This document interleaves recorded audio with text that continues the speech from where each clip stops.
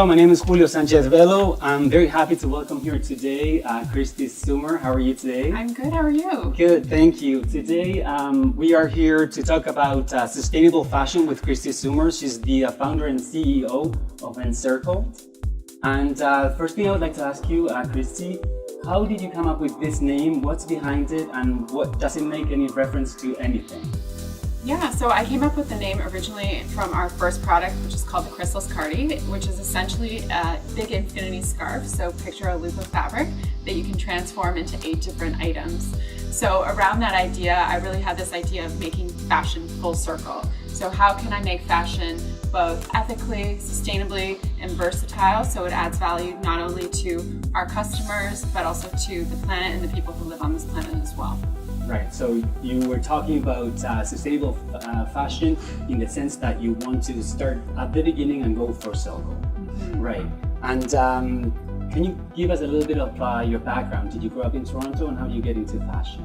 Yeah, so I actually have no formal fashion training. I grew up in Toronto. I went to school here, and then I went to school at Western. I have a finance degree and an MBA, so I'm a pretty unlikely fashion designer. I just really had a passion for it and an interest in designing clothes.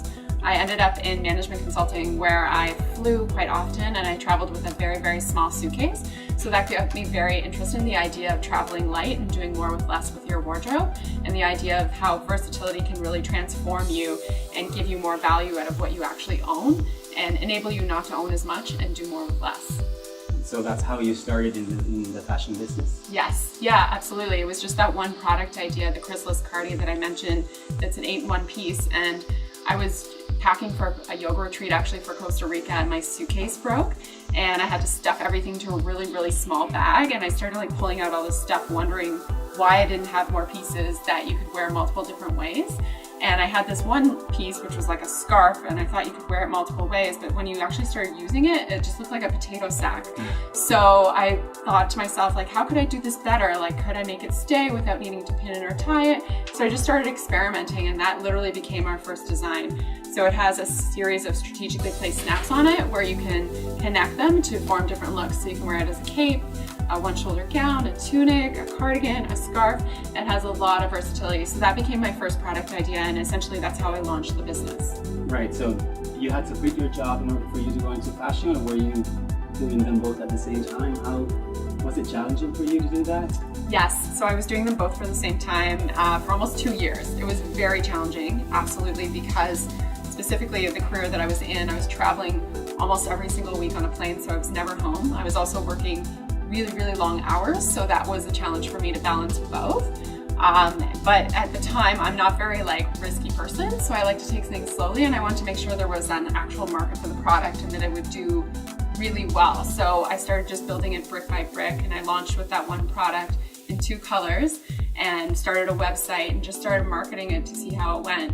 And then eventually it just got so big that I couldn't manage it myself. I was spending all my free time shipping orders, doing customer service, social media, and I just had no free time. Right. And I just realized that, you kind of only have one life to live, so you really have to maximize your presence on this planet. And I just went for it and quit my job.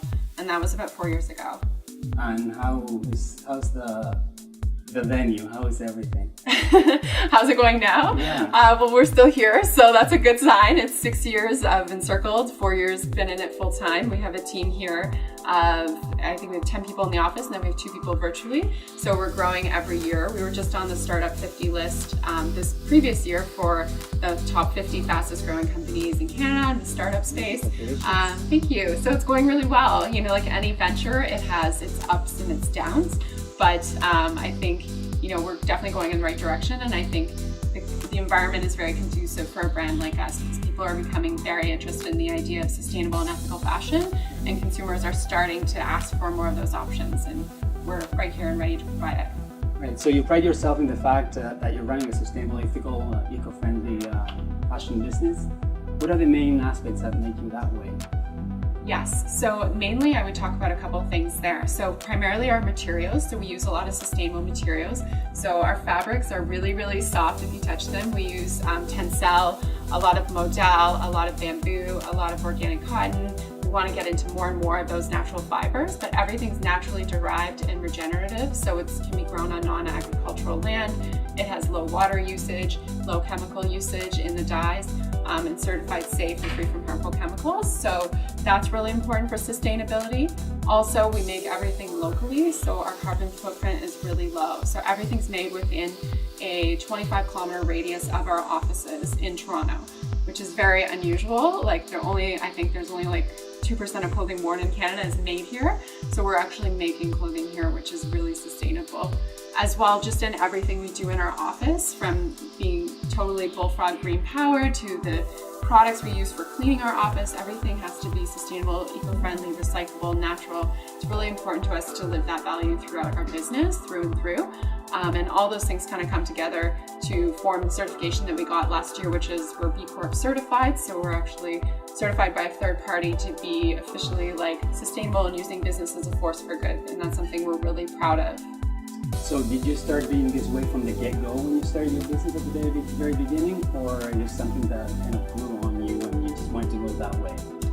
Yeah, definitely from the beginning. It was part of the core value I think I saw in the business, because I was so passionate about myself traveling and I'd seen the environmental destruction in the world, and I wanted to make a company that felt good, not only from the outside looking in, but from the inside out. And it was really important for me personally to align my values with that company. I was tired of working for companies where I didn't necessarily feel like it was authentic, and I really wanted to build a brand that felt true and honest and transparent. So that became very important. So we did start using modal, was like one of the materials we used in our first product. And I would say that most people at the beginning when we started weren't as educated on that kind of stuff. So most of our customers came to us because they saw the design and they thought that was really cool. But for us, it was really about doing stuff, even though nobody's not noticing about it, we're still doing things ethically and sustainably.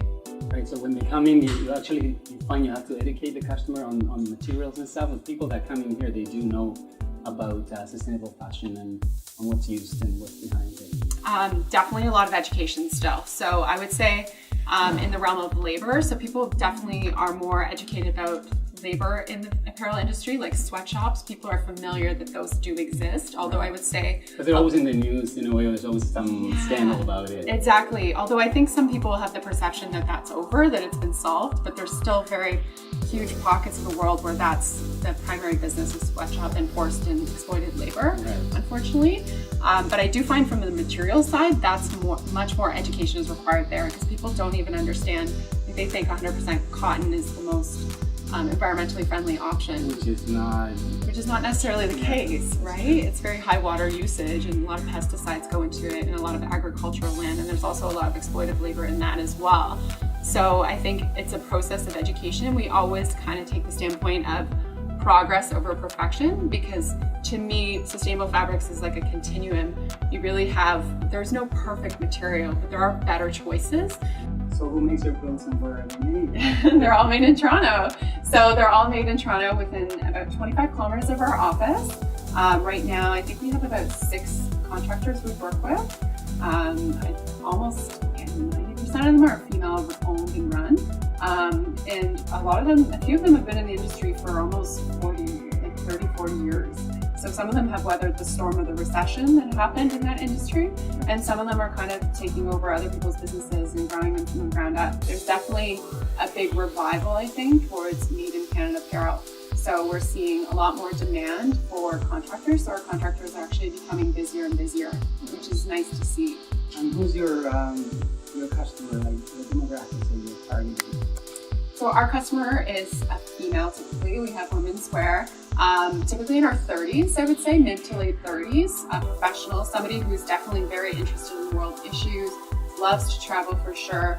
But they're very connected, and they're very connected to themselves and the role that they play in the world. And they're really seeking out their life's purpose, and they're trying to understand how their impact can change the world. I think that's something very common among them. They want to be a better person than they were the day before. And that's something we like to align with too. We like to help people move along that journey of self-discovery as well with their wardrobes, and how they can build a better kind of wardrobe, and how they can have stuff in their closet that they actually wear, which is very... the size of the closet, right? Yeah.